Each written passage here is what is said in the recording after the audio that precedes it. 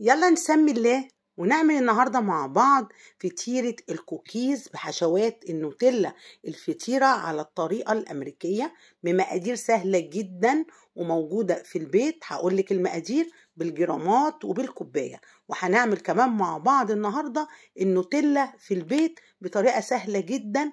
هتكون الكلفة بتاعتها حاجة كده في متناول الإيد وهتطلع بالشكل الجميل. يلا بينا على الفيديو، يلا بينا. السلام عليكم ورحمة الله وبركاته. معاكم عزة حسين مطبخ أكلاتي. يلا نعمل لايك وشير وفعلوا الجرس على الكل ونصلي ونسلم على سيدنا محمد. ويلا نقول المقادير. معانا 3 كوب من الدقيق المنخول بمقدار 400 جرام. تمام. معانا كوباية إلا ربع من السكر بمقدار 150 جرام. معانا حوالي كوباية من الزبدة السايحة، حوالي 200 جرام، مش سايحة قوي، درجة حرارة الغرفة زي ما احنا شايفين. بيضاية. معانا كوباية من شوكليت شيبس، ومننسوش هنحط معلقة من البيكنج باودر. السكر لو بني يبقى حاجة جميلة جدا. كوباية الا ربع من السكر المتواجد، لكن لو متواجد عندك البني الرطب يبقى حاجة جميلة جدا. ومعانا كمان كوباية الزبدة، هنسيحها في الميكروويف او هنطلعها بره تسيح بالشكل دوت، اللي هي بمقدار 200 جرام. معاكي المضرب اليدوي اوكي شغال وهيبقى جميل جدا، لكن انا اشتغلت بالكهرباء علشان اسهل على نفسي، لكن ده هينفع وده هينفع. هنضربهم كويس لحد ما يتناسب كل الخليط مع بعض. ننزل بالبيضة وهنبتدي نحط الفانيليا عشان الزفارة. طبعا معروف مع البيض لازم فانيليا.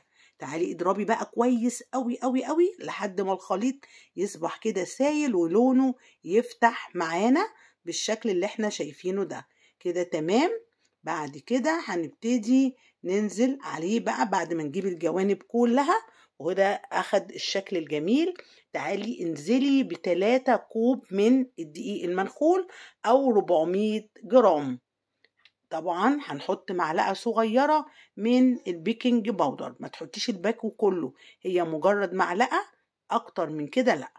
تمام. هبتدي بقى بعد ما قلبته كله وتناسق كل الخليط، يلا بايدك كده لمي كل العجينة، هتلاقيها معاكي طرية ويابسة وجميلة بالشكل اللي احنا شايفينه.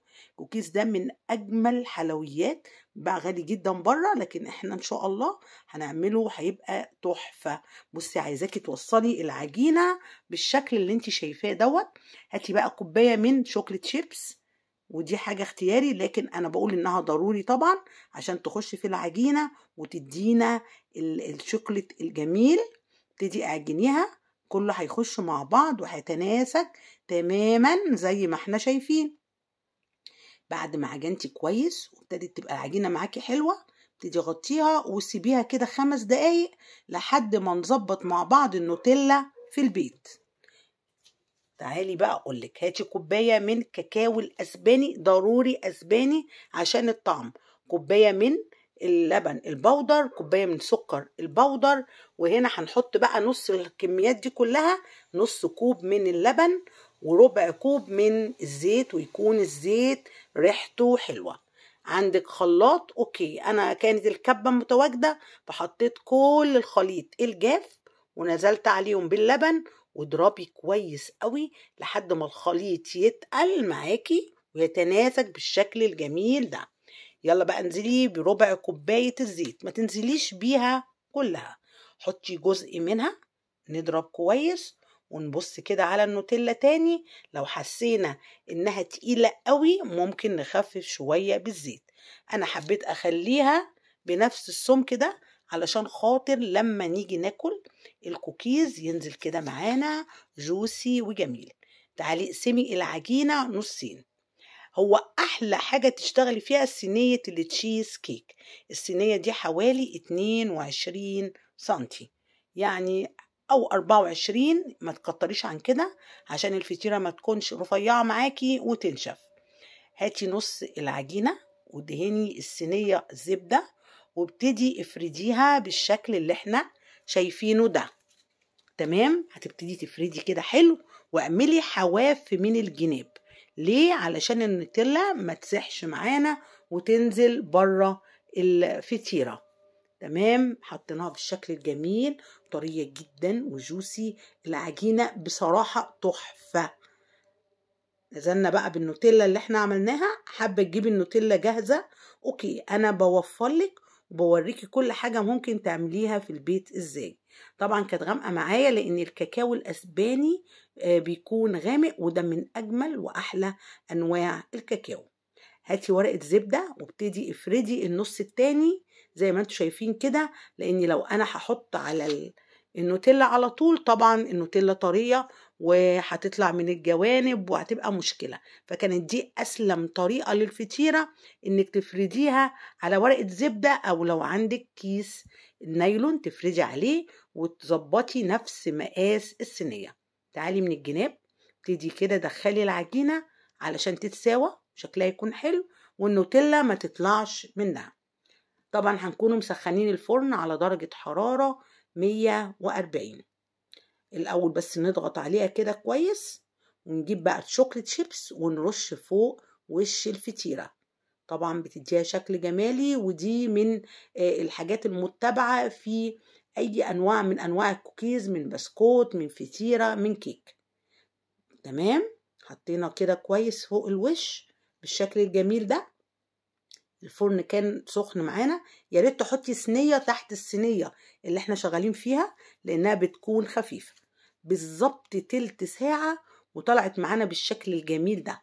لو حسيتي انها استوت من الجناب ومن تحت ولسه الوش فاتح، ممكن تولعي الشوايه 3 دقايق وتقفي جنبها ما تسيبهاش. طبعا احلى حاجه في صينيه التشيز كيك انك بتقدري تفتحي الصينيه وبتطلع معانا الفطيره بالشكل الجميل التحفه، والسمك بتاعها كان حلو قوي وحاجه كده تحفه. تعالي بقى نقطعها مع بعض ونشوف فطيره الكوكيز حشوه النوتيلا هتطلع معانا ازاي. بجد هي جميله وريحتها حلوه قوي وماليه البيت، وبالحجم بتاعها تشتريها من بره غاليه جدا. الكوكيز من الانواع الحلويات الغاليه قوي. وطلعت معانا بعد تلت ساعه وسبتها لحد ما تهدى شويه، ويلا نقطعها ونشوف الكيكه او سوري الفطيره الجميله. طبعا بالراحه كده هتقطعيها لانها لسه سخنه، لما تسيبيها شويه بتتماسك. وطلعت وجميلة تحفة، جميلة جدا. كانت بطريقة اقتصادية جدا وسهلة، وهتكفي عدد أفراد كتير قوي، وهنقدمها بالشكل الجميل. وزي ما احنا شايفين النوتيلا كتير قوي ومالية الفطيرة وتحفة ولذيذة قوي. جربوها وقولولي رأيكم في التعليقات، وإن شاء الله هتعجبكم. وسلام عليكم ورحمة الله وبركاته.